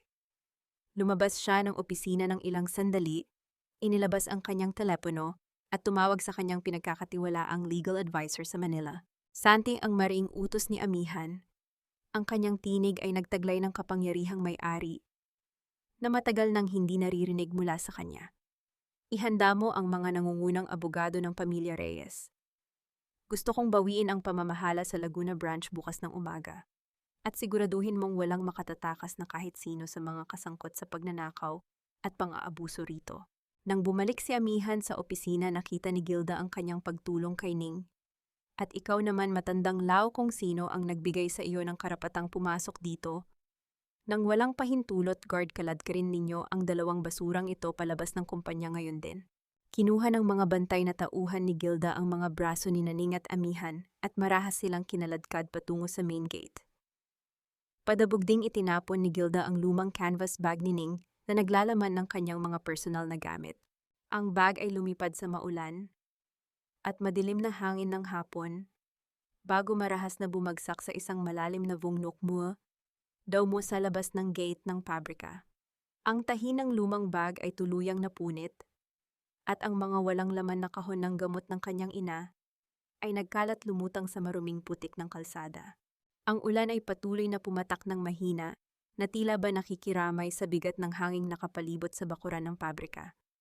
Sa utos ni Gilda, ang lahat ng mga manggagawa ay pinahilera sa gitna ng semento upang masaksihan ang formal na pagpapatalsik kay Ning, isang marahas na palabas upang takutin ang sinumang magtangkang sumuway sa pamamahala ng supervisor. Nakatayo si Gilda sa mataas na hagdanan ng opisina, nakatingin sa ibaba kung saan nakatayo si Ning. Ang dalaga ay basang-basa pa rin ng maruming tubig, nanginginig sa lamig habang yakap-yakap ang isang lumang karton na naglalaman ng kanyang iilang personal na gamit, isang basong plastic, ilang ballpen at isang lumang kwaderno. Mga kasama, tingnan ninyong mabuti ang babaeng ito. Ang pasigaw na bulyaw ni Gilda habang itinuturo si Ning sa harap ng lahat. Si Luningning Salazar ay formal na tinatanggal sa Reyes Garments dahil sa pagnanakaw ng mamahaling seda. Huwag ninyong tularan ang kanyang kasakiman. Ang kumpanyang ito ay walang puwang para sa mga taong walang utang na loob at may mahabang kamay. Tumingin si Ning sa kanyang paligid, naghahanap ng kahit isang mukha na handang tumitig sa kanya ng may pakikiramay. Ngunit ang mga kasamahan niya ay mabilis na umiwas ng tingin yumuko sa semento dahil sa takot na mapagbintangan o mawalan din ng trabaho. May isang batang mananahi na nagtangkang humakbang pasulong upang magsalita ngunit mabilis na hinawakan ng mas nakatatandang kasama ang kanyang braso at umiling ng bahagya. Ang katahimikan ng mga naaapi ay mas lalong nagpabigat sa dibdib ni Ning. Ang sinumang matagpuan na nakikipag-usap o tumutulong sa magnanakaw na ito ay ituturing na kasabwat at agad ding tatanggalin ng walang sahod. Ang huling banta ni Gilda bago tumalikod at bumalik sa loob ng kanyang malamig na opisina. Dahan-dahang naglakad si Ning patungo sa main gate, ang bawat hakbang niya ay tila may kasamang kadena ng kawalan ng pag-asa. Ang ulan ay dumaloy sa kanyang mukha, hinuhugasan ang kanyang mga luha upang walang makakita sa kanyang panghihina. Ngunit bago pa man niya tuluyang tawirin ang hangganan ng pabrika, huminto siya. Nilingon ni Ning si Mang Cardo na nakatayo sa tabi ng guardhouse, ang mga mata ng matandang gwardya ay puno ng mga luhang hindi mapigilan. Bahagyang yumuko si Ning isinagawa ang huling paggalang sa kanya. Salamat po sa lahat, Mang Cardo. Mag-iingat po kayo rito palagi. Ang mahinang pamamaalam ni Ning. Pagkatapos binaling niya ang kanyang tingin kay Amihan na nakatayo sa ilalim ng ulan, mahigpit na nakahawak sa kanyang walis habang nakatitig sa kanya. Lumapit si Ning sa matanda, kinuha ang magaspang nitong kamay at marahang piniga ito. Nanay, mag-iingat po kayo kay Ma'am Gilda. Huwag niyo na po siyang sasagutin para hindi kayo mapahamak. Sana po ay maging malusog kayo palagi. Ang pabulong na dabilin ni Ning. Sa kabila ng kanyang sariling pagkawasak, ang tanging inaalala ng kanyang dalisay na puso ay ang kaligtasan ng matandang Laokong. Napapikit si Amihan, ang kanyang puso ay binalot ng matinding emosyon, isang halo ng wagas na pagmamahal sa batang ito at matinding puot sa mga taong sumira sa kanyang buhay. Hinayaan niyang umalis si Ning dahil alam niyang ito na ang huling sandali ng pagdurusa ng dalaga. Naglakad si Ning palabas sa gate, tumayo sa gilid ng maputik na kalsada habang naghihintay ng masasakyan patungo sa ospital kung saan nag-aagaw buhay ang kanyang ina. Wala siyang pera, wala siyang trabaho at may nakabitin na kasong kriminal. Ang langit ay tila tuluyang bumagsak sa kanyang maliit na daigdig. Biglang narinig mula sa dulo ng mahabang kalsada ang isang mahinang ugong ng mga malalakas na makina. 3 makikintab at mamahaling itim na kotse na may maitim na bintana ang dahan-dahang gumapang sa gitna ng ulan patungo sa direksyon ng pabrika. Ang kanilang malalakas na ilaw ay humati sa kadiliman ng hapon na lumilikha ng mga mahahabang sinag sa maputik na semento. Huminto ang mga sasakyan sa tapat mismo ni Ning, hinarangan ang daraan ng jeepney na kanyang hihintayin. Bumukas ang pinto ng unang kotse. Isang matangkad na lalaki na nakasuot ng napakagarang itim na vest at may dalang malaking payong ang mabilis na bumaba. Naglakad siya patungo sa kinaroroonan ni Ning at maingat na itinapat ang payong sa itaas ng ulo ng dalaga upang hindi ito mabasa ng ulan. Yumuko ng malalim ang lalaki sa harap ni Ning na kasalukuyang nakatitig sa kanya ng may matinding pagtataka. Sandali lang po, Miss Salazar. May kailangan po kayong makasalamuha. Ang formal na pahayag ng lalaki habang binubuksan ang pinto ng marangyang kotse para sa kanya. Ang mga malalakas na ilaw ng mga mamahaling sasakyan ay nanatiling nakatutok, pinapainit ang malamig at maulan na gabi sa labas ng pabrika na nagiiwan ng isang malaking katanungan sa gitna ng kadiliman. Ang paglalakbay sa loob ng marangyang kotse ay binalot ng matinding katahimikan. Si Ning ay hindi makapagsalita, ang kanyang mga kamay ay mahigpit na nakahawak sa kanyang lumang karton. Habang ang kanyang mga mata ay nakatitig sa bintana, pinagmamasdan ang bawat patak ng ulan na mabilis na nadudulas sa makintab na salamin. Hindi niya alam kung saan siya dadalhin ng mga taong ito, ngunit sa kanyang puso, wala na siyang natitirang takot dahil naramdaman niyang wala na siyang anumang bagay na maaari pang mawala. Huminto ang sasakyan sa tapat ng pinakamalaking pribadong ospital sa Laguna, malayo sa masikip at maingay na pampublikong ospital, kung saan niya iniwan ang kanyang ina kanina. Inakay siya ng lalaking may hawak ng payong patungo sa loob ng gusali. Sa halip na dalhin siya sa maingay na emergency room, inihatid siya sa pinakamataas na palapag, kung saan matatagpuan laing mga pribadong intensive care unit. Nang bumukas ang pinto ng isang malaki at tahimik na silid, napatigil si Ning sa hamba ng pinto. Sa gitna ng silid nakahiga si Aling Teresa sa isang malambot at malinis na kama nakakabit sa mga makabagong makina ng dialysis na walang ingay na gumagana. Ang kanyang balat ay wala na ang asul na kulay ng panghihina at ang kanyang paghinga ay matatag na. Sa tabi ng kama nakaupo si Leo na nakasuot ng malinis na damit, nakatitig sa kanyang kapatid nang may matinding pagkabigla. Ate ang mabilis na lapit ni Leo sabay yakap kay Ning. May mga nangungunang doktor na dumating kanina sa pampublikong ospital. Sabi nila inilipat daw si nanay dito sa ilalim ng utos ng isang pribadong donor. Bayad na raw ang lahat ng operasyon gamot at pananatili natin dito. Nanginginig si Ning habang dahan-dahang lumalapit sa kama ng kanyang ina. Hinaplos niya ang noo nito na ramdaman ang init ng buhay na muling nagbabalik. Tumakbo siya patungo sa nurse's station sa labas. Ang kanyang puso ay naghahanap ng kasagutan. Miss, pakiusap po sino po ang nagbayad ng lahat ng ito. Ang tanong ni Ning sa head nurse ang kanyang boses ay nanginginig sa tindi ng emosyon.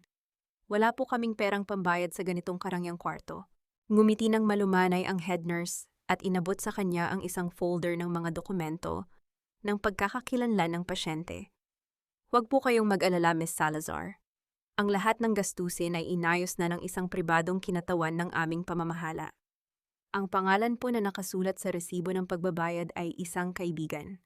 Yumakap si Ning sa folder dahan-dahang napaupo sa silya habang ang kanyang mga luha ay mabilis na pumatak. Ang mga luhang ito ay hindi na mula sa sakit at kahihiyan, kundi mula sa wagas na pasasalamat at lunas. May isang anghel na dumating upang isalba ang buhay ng kanyang ina mula sa bingit ng kamatayan. Nang sumapit ang gabi, bumalik muna si Ning sa kanilang maliit na kwarto sa Tondo upang kumuha ng ilang pirasong malinis na damit para sa kanyang ina. Nang marating niya ang pinto ng kanilang barong-barong, natigilan siya nang makita ang isang pamilyar na anino na nakaupo sa tabi ng pintuan. Si Amihan. Ngunit sa pagkakataong ito, hindi na siya nakasuot ng maruming uniforme ng Laokong. Nakasuot siya ng isang simpleng ngunit napakalinis na blusa at ang kanyang mukha ay nagtataglay ng isang hindi mailarawang katahimikan at awtoridad. Nanay Amihan ang patakbong lapit ni Ning sabay luhod sa tapat ng matanda. Nakita niyo po ba ang nangyari sa ospital? Ligtas na po si Nanay Teresa May, nagbayad ng lahat. Kinuha ni Amihan ang mga nalamigang kamay ni Ning, piniga ang mga ito sa loob ng kanyang mainit na mga palad. Tinitigan niya ang dalaga ng may wagas na pagmamahal ng isang ina na handang dumanas ng anumang unos para sa kanyang anak. Alam ko, Ning, sinabi ko sa iyo ang kabutihan ay hindi kailanman pababayaan ng may kapal. Ang malumanay na pahayag ni Amihan habang pinupunasan ang natitirang luha sa pisngi ng dalaga. Tahan na. Ang bawat luha na pumatak mula sa iyong mga mata ay may katumbas na paniningil bukas. Napakunot noo si Ning, hindi lubos na maunawaan ang mga salita ng matanda.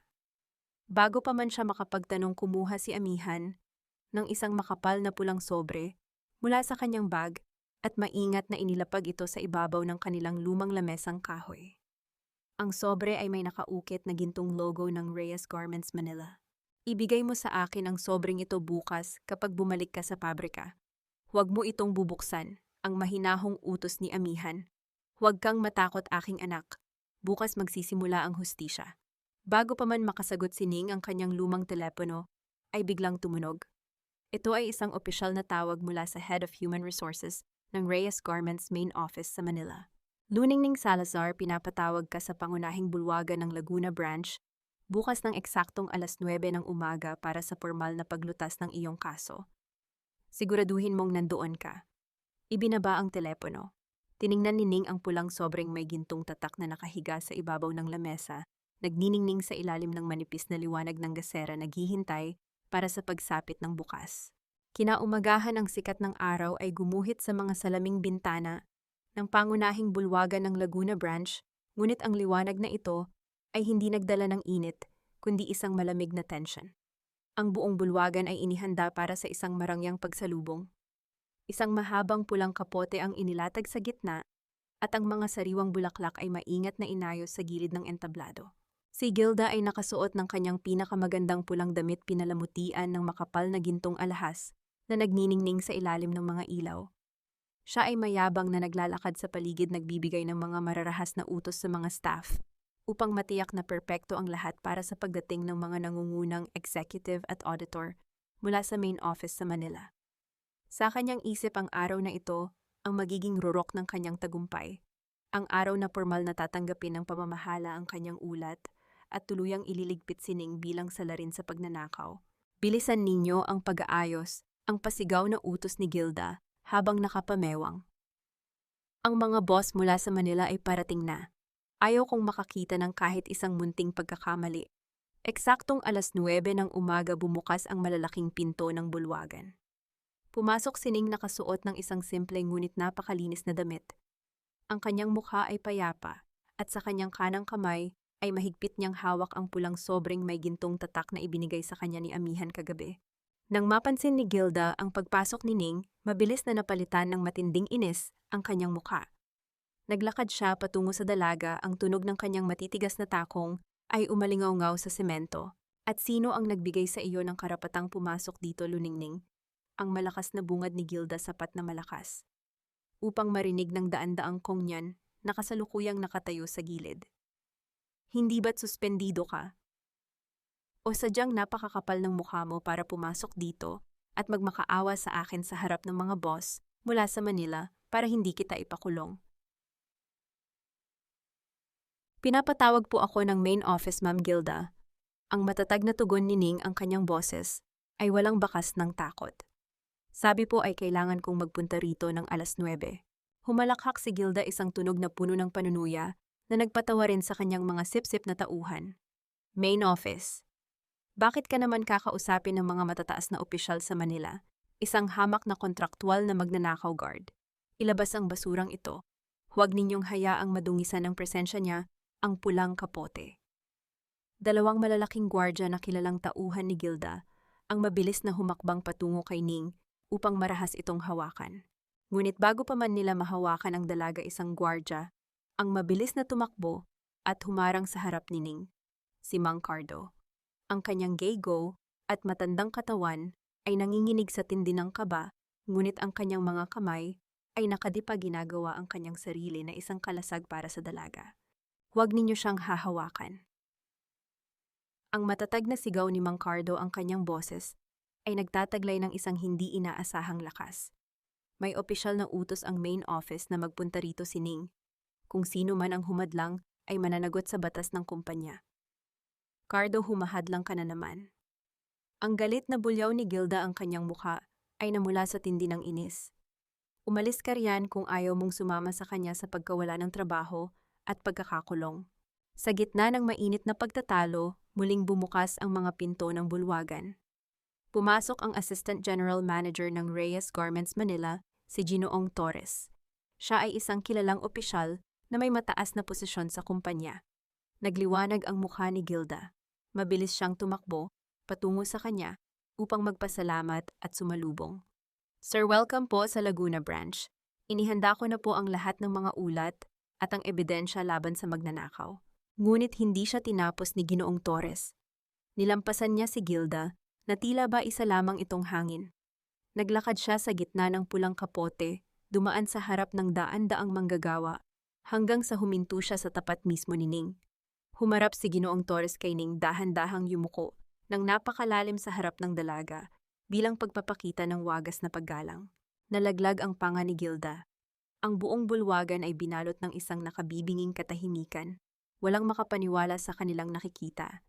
Isang mataas na opisyal mula sa Manila ay yumuyuko sa isang kontraktwal na manggagawa na pinaratangan ng pagnanakaw. Sir, bakit po kayo yumuyuko sa isang magnanakaw? Ang nanginginig na tanong ni Gilda, ang kanyang boses ay nawalan ng katatagan. Tumingin si Ginoong Torres kay Gilda, ang kanyang mga mata ay puno ng malamig na pakikiramay. Mag-ingat ka sa bawat salitang lumalabas sa bibig mo, Gilda. Sa labas ng bulwagan, isang serye ng mga malalakas na ugong ng mga makina ang narinig. 3 marangyang itim na kotse ang pumarada sa tapat mismo ng malalaking salaming pinto ng lobby. Ang mga pinto ng mga sasakyan ay sabay-sabay na bumukas at isang grupo ng mga nakasuit na abogado at personal na proteksyon ang mabilis na bumaba, naglalakad nang sabay-sabay patungo sa bulwagan. Ang mabibigat at sabay-sabay na mga hakbang ng mga bagong dating ay umalingaw-ngaw sa buong bulwagan, papalapit nagdadala ng isang hindi maiiwasang hatol para sa lahat ng mga nagkasala. Ang malalaking pinto ng bulwagan ay tuluyang binuksan ng mga nakasuot na personal na protection. Sa bawat gilid ng pulang kapote ang mga manggagawa ay mabilis na nagsitabi lumikha ng isang malawak na daanan habang ang lahat ng mga mata ay nakatutok sa nag-iisang figura na papasok. Isang babae ang dahan-dahang humakbang sa ibabaw ng pulang kapote. Siya ay naglalakad ng may wagas na karangalan at awtoridad, nakasuot ng isang napakagarang bestidong pelos na itim na sadyang tinahi para sa kanya at pinalamutian ng isang simpleng kwintas ng mga puting perlas ng South Sea sa kanyang leeg. Ang kanyang buhok ay maingat na inayos at ang kanyang mukha ay nagtataglay ng isang hindi matitinag na kapangyarihan. Iyon ay walang iba kundi si Amihan Reyes. Si Gilda na kasalukuyang nakatayo sa gitna ng entablado ay napatitig sa paparating na babae. Habang lumalapit si Amihan ang mayabang na ngiti sa mukha ng supervisor, ay unti-unting naglaho na palitan ng isang matinding kaba na hindi niya maipaliwanag. Pinagmasdan niyang mabuti ang mukha ng bagong dating, ang mga mata ang ilong ang bawat linya sa mukha. Sa kabila ng napakagandang pampaganda at mamahaling suot ang mga katangian ng babaeng ito, ay eksaktong katulad ng matandang laokong na kanyang inalipusta pinagbuhat ng mabibigat na tela at pinalaya sa ilalim ng ulan kahapon. Nagsimulang manginig ang mga tuhod ni Gilda. Ang kanyang hawak na mamahaling handbag ay dahan-dahang nadulas mula sa kanyang nalamigang mga daliri. Bumagsak sa pulang kapote ng walang anumang ingay. Ang kanyang mga labi ay nanginginig at ang kanyang balat ay nawalan ng kulay. Hindi maaari. Ang pabulong na nanginginig na sambit ni Gilda, habang ang tindi ng takot ay tila sumasakal sa kanyang leeg. Ang matandang laokong sa tabi ni Mang Cardo Sining ay nakatayo na tila ba naging isang estatwa ng semento. Nakatitig siya kay Amihan, ang kanyang mga mata ay nanlaki at ang kanyang dalawang kamay ay mabilis na humawak sa kanyang bibig upang pigilan ang isang malakas na hikbi. Kilalang-kilala niya ang mga matang iyon, ang mga matang nagpakita sa kanya ng wagas na pagmamahal, ang mga matang naluha ng kainin ng isdang tuyo na kanyang inihanda, at ang mga kamay na nagpunas ng maruming tubig sa kanyang mukha kahapon. Ang matandang laokong na kanyang iniligtas at pinrotektahan ay walang iba kundi ang pinakamataas na may-ari ng buong Reyes Garments. Naglakad si Amihan sa pulang kapote. Nang marating niya ang tapat ni Gilda na kasalukuyang nagtatangkang humakbang pasulong upang magmano at humingi ng tawad, nang nanginginig, hindi man lamang siya tiningnan ng matanda. Nilampasan niya si Gilda na tila ba isa lamang itong dumi sa sahig. Dire-diretsong lumapit si Amihan kay Ning. Hinawakan niya ang nanginginig na mga kamay ng dalaga, piniga ang mga ito ng may wagas na init at pagmamahal. Yumuko siya ng bahagya at bumulong sa boses na narinig ni Ning kagabi. Sabi ko sa iyo, aking anak, ang bawat luha mo ay may katapat na paniningil. Ang malumanay na bulong ni Amihan na nagpatulo sa mga luhang kanina pa pinipigilan ni Ning. Sa gitna ng tindi ng emosyon ng lahat ng tao na nakatutok sa mag-ina, dahan-dahang umatras si Gilda sa isang madilim na sulok ng entablado. Ang takot sa kanyang puso ay napalitan ng tindi ng desperasyon na iligtas ang kanyang sarili. Dahan-dahan niyang isiniksik ang kanyang kanang kamay sa loob ng kanyang handbag. Bulag niyang hinanap ang kanyang mobile phone, pilit na pinindot ang screen upang burahin ang lahat ng mga chat logs, listahan ng mga transaksyon at mga numero ng telepono ng mga taong bumibili sa kanya ng mga ninakaw na tela. Ngunit sa tindi ng panginginig ng kanyang mga daliri, hindi niya alam kung nagtagumpay ba siya sa pagbura ng mga ebidensya. Umakyat si Amihan sa gitna ng entablado, ang bawat hakbang niya ay nagtataglay ng bigat ng isang hindi maiiwasang hatol. Ang lahat ng mga opisyal mula sa Manila, kasama si Ginoong Torres, ay mabilis na tumayo sa likod niya na may nakatungong mga ulo bilang pagpapakita ng wagas na paggalang. Kinuha ni Amihan ang microphone. Ang kanyang matalim na tingin na kasing talim ng pinakabagong karayom ng pananahi ay direktang nakatutok sa nanginginig at pinapawisang mukha ni Gilda. Magandang umaga sa inyong lahat. Ako si Amihan Reyes, ang may-ari ng kumpanyang ito na tinawag ninyong walang halaga. Ang malalim at puno ng kapangyarihang tinig ni Amihan ay umalingaw-ngaw sa buong bulwagan, lumabas mula sa malalaking speaker at tumagos sa puso ng bawat isang nakikinig na nagiiwan kay Gilda, na tila ba isang patay na kahoy sa gitna ng unos. Ang gulong ng tadhana ay tuluyan ng umikot at ang kapangyarihan ng masama ay nadurog sa ilalim ng bigat ng sarili nitong kasalanan. Sa utos ni Amihan si Ginoong Torres ay humakbang pasulong upang simulan ang formal na paghaharap ng mga katibayan na magpapabagsak kay Gilda. Ang malaking projector screen sa gitna ng entablado ay dahan-dahang bumaba at sa pagsisimula ng video, ang boses ni Gilda na nagbabanta kay Ning ay umalingaw-ngaw sa buong bulwagan. Ipinakita sa video ang aktwal na tagpo kung saan pinilit ni Gilda si Ning na lagdaan ang mga blankong papel ng inventaryo kasabay ng kanyang mararahas na salita na narinig ng lahat ng mga manggagawa. Hindi lamang iyon, ipinakita rin ang opisyal na ulat ng audit mula sa Manila na nagpapatunay sa milyon-milyong pisong halaga ng mga imported na seda na ilegal na ibinenta ni Gilda sa labas, pati na ang kanyang pagbulsa sa mga pondo ng insurance at protection ng mga manggagawa. Ang asul na folder na nakuha ni Amihan mula sa ilalim ng mesa ni Gilda ay inilatag sa harap ng mga opisyal ng audit. Ang bawat pangalan, numero at pirma ay naging sapat na katibayan na hindi kayang burahin ng anumang mabilis na pag-click sa mobile phone ng supervisor. Lahat ng kanyang ginawang pagbura kanina ay walang silbi dahil ang mga system administrator ng main office ay matagal nang kumuha ng backup ng kanyang mga mensahe. Nang mapagtanto ni Gilda na wala na siyang anumang matatakasan, ang kanyang buong pagkatao ay gumuho. Ang pulang damit na kanyang isinuot para sa kanyang tagumpay ay naging simbolo ng kanyang sariling kapahamakan. Dahan-dahan siyang napaluhod sa pulang kapote.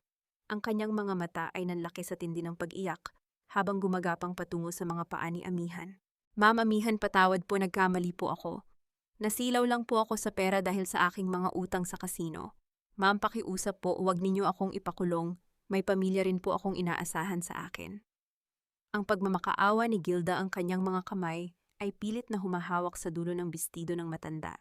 Tiningnan siya ni Amihan nang may malamig at walang kaunting awang titig. Dahan-dahan niyang hinarang ang kanyang paa upang alisin ang mga kamay ni Gilda. Sa isang boses na puno ng kapangyarihan, ibinalik ni Amihan kay Gilda ang sarili nitong mga salita na ginamit nito upang saktan si Ning kahapon. Bakit ka umiiyak, Gilda? Hindi ba't sabi mo kahapon ang mga luha ng mahihirap ay pampalengke lamang? Sabi mo rin ang mga taong nagkakasala ay walang karapatang dumaing at hindi dapat bigyan ng limos. Ngayon lasapin mo ang lamig ng semento at ang batas na sadyang binuo para sa mga katulad mong mapang-api. Suminas si Amihan sa mga nakatayong pulis sa gilid ng bulwagan. Dalawang unipormadong opisyal ng batas ang mabilis na umakyat sa entablado. Kinuha nila ang mga braso ni Gilda at marahas itong pinatayo bago maingat na inilagay ang mga bakal na posas sa kanyang nanginginig na mga pulso.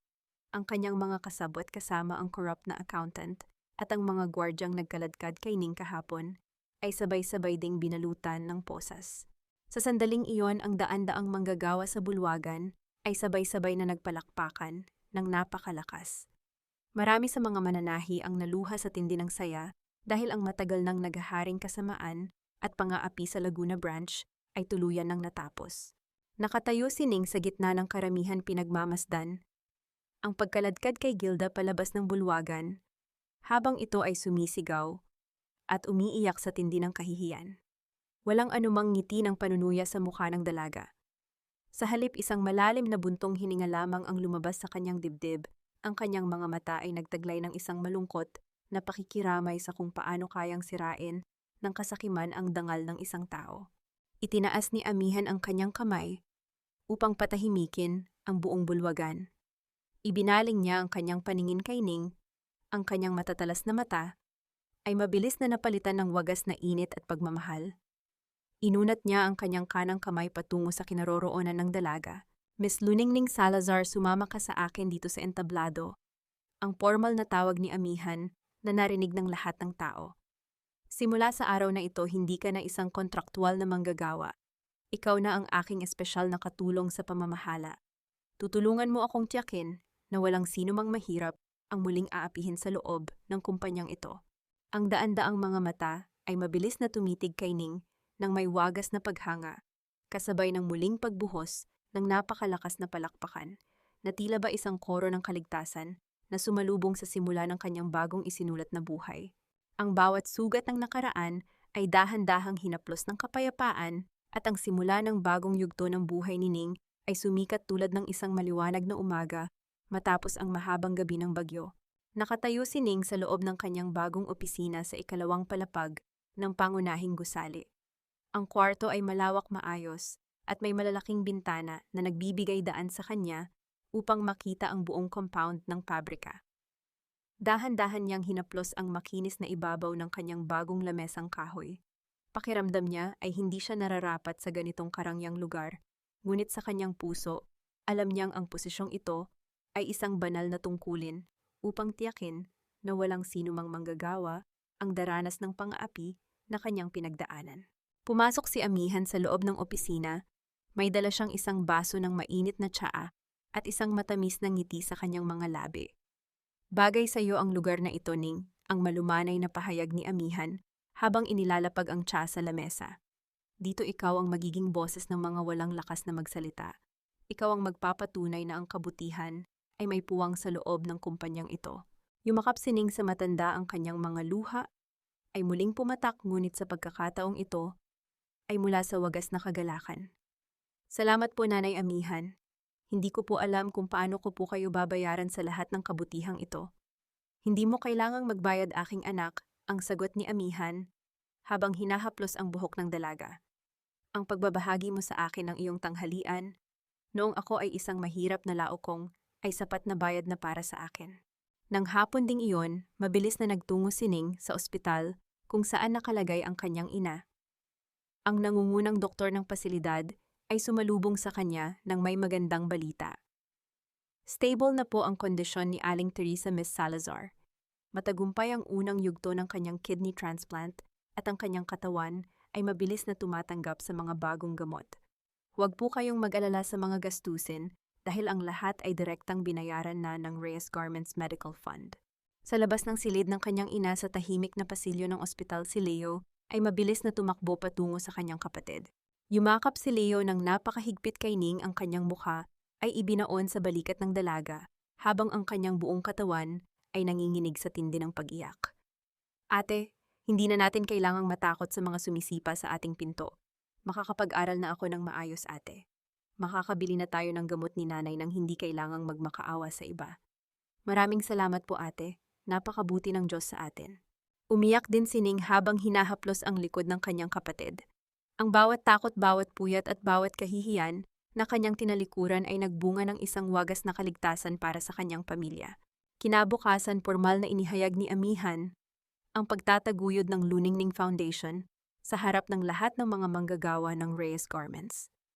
Ang pundasyong ito ay magbibigay ng mga scholarship para sa mga anak ng mga kontraktual na manggagawa, pati na ang mga libreng medical na tulong para sa kanilang mga pamilya. Habang nagpapasalamat ang mga manggagawa, nagkaroon ng pagkakataon si Ning na tanungin si Amihan tungkol sa isang bagay na matagal nang bumabagabag sa kanya. Nanay Amihan, paano niyo po nalaman ang pangalan ko at ang tungkol kay Leo bago pa man po kayo magpanggap na laukong? Ang tanong ni Ning habang sila ay naglalakad sa hardin ng pabrika.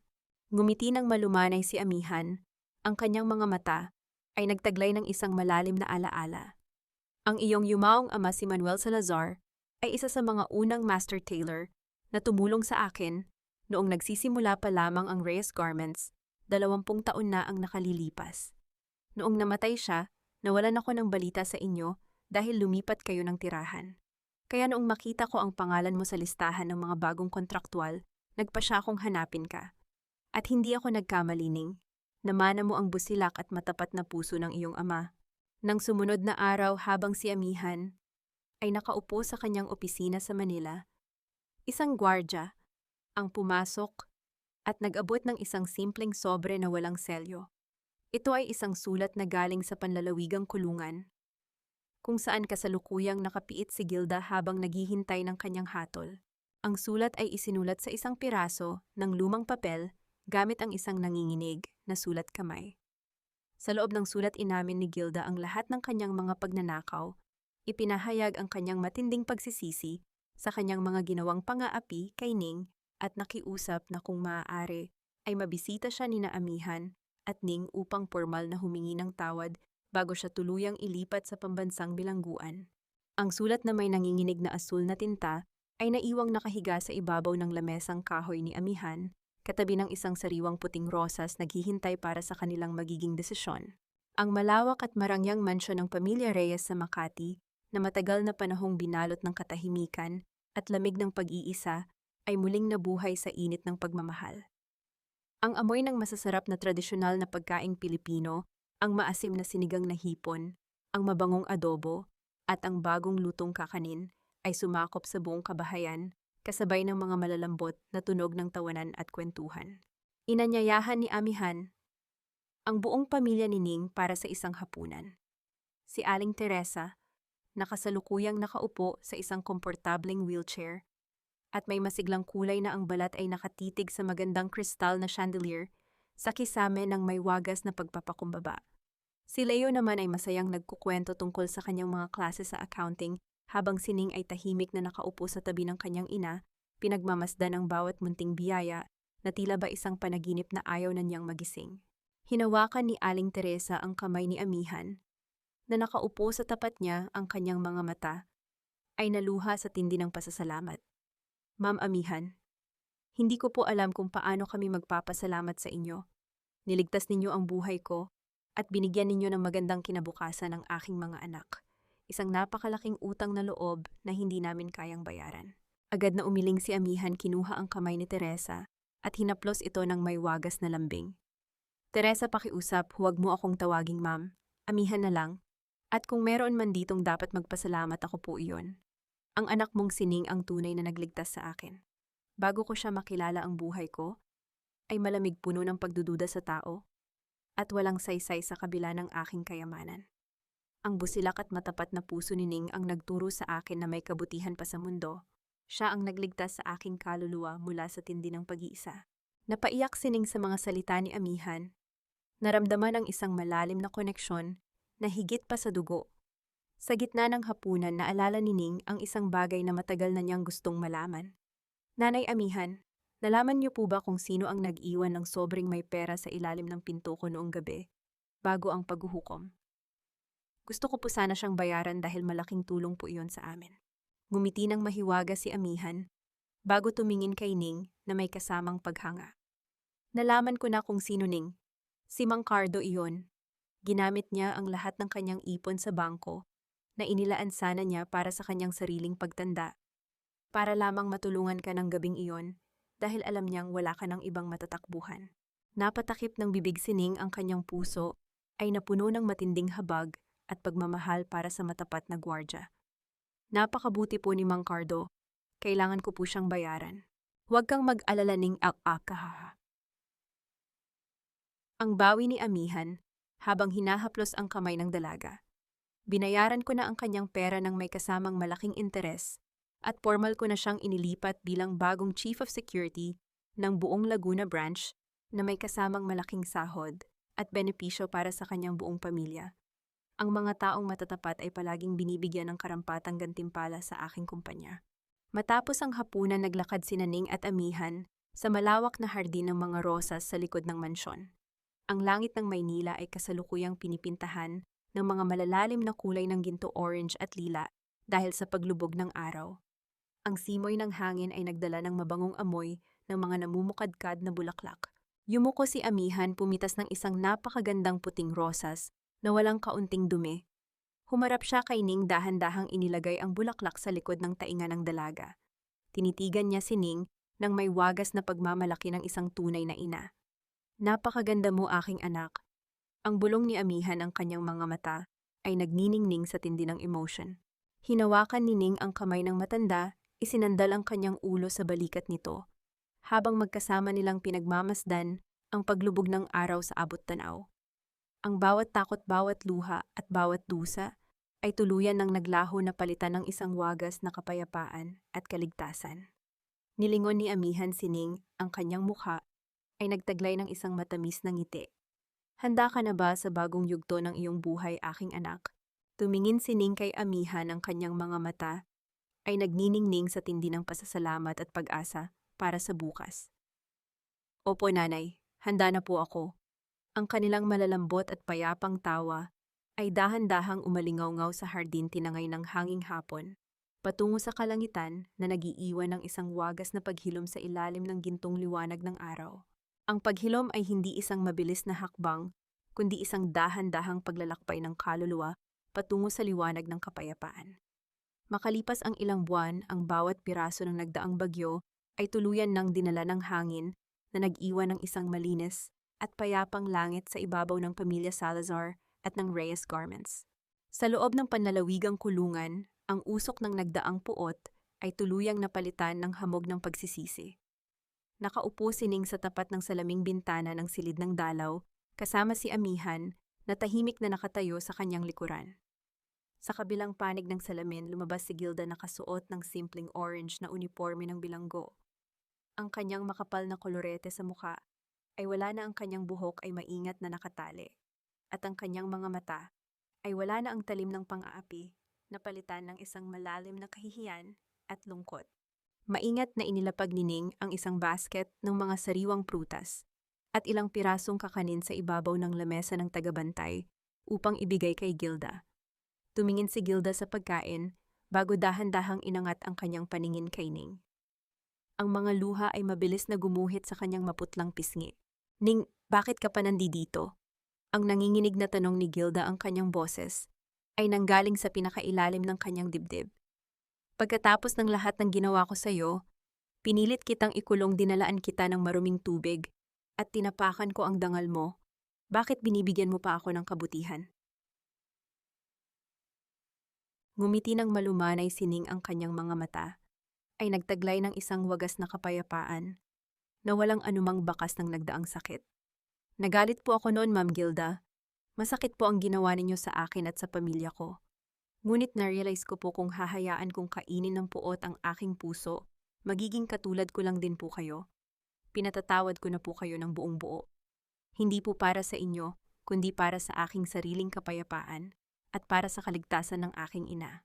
Napatakip ng mukha si Gilda, ang kanyang buong katawan ay nanginginig sa tindi ng paghikbi habang nakatungo sa lamesa. Sa unang pagkakataon, ang kanyang pagsisisi ay naging wagas. At ang tindi ng patawad ni Ning ay naging isang malamig na tubig na sumira sa apoy ng kanyang nagdaang kasamaan. Habang lumilipas ang mga araw, ang kapayapaan ay tuluyang nanirahan sa bagong tahanan ng pamilya Salazar. Sila ay lumipat sa isang simpleng ngunit napakagandang bahay na malapit sa pabrika, kung saan si Aling Teresa ay masayang nag-aalaga ng mga halaman sa maliit na hardin malusog at may wagas na ngiti sa kanyang mga labi.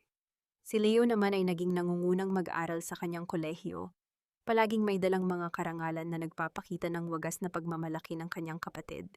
Sa pintuan ng Reyes Garments, si Mang Cardo ay nakatayo ng tuwid na kasuot ng kanyang napakagandang puting uniforme bilang bagong Chief of Security.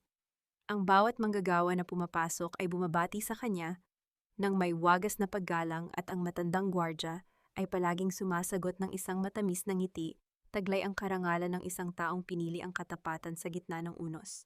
At si Amihan, ang matandang bilyonaryo, na matagal nang binalot ng lamig ng pag-iisa, ay hindi na muling nag-iisa. Sa bawat hapon siya ay nakaupo sa hardin ng mansyon, kasama si Ning magkahawak kamay, na pinagmamasdan ang paglubog ng araw. Natagpuan niya sa pamilyang ito ang tunay na kayamanan na hindi kailanman mabibili ng kanyang mga gintong barya, isang wagas na pagkakaisa, at pagmamahal ng isang tunay na pamilya. Ang pangalang Luningning sa Tagalog ay nangangahulugang liwanag o kislap, at sa bawat dusa na pinagdaanan ng dalaga, napatunayan niya na ang kislap ng isang busilak na puso ay hindi kailanman mamatay sa gitna ng pinakamadilim na gabi ng karalitaan. Ang tunay na yaman ng tao ay hindi nasusukat sa ningning ng salapi o sa taas ng posisyon sa kumpanya, kundi sa lalim ng pagmamahal na handa mong ibahagi sa iyong kapwa nang walang hinihinging kapalit. Dahil sa huli, ang kabutihan ay palaging babalik sa iyo nang may kasamang wagas na biyaya mula sa may kapal.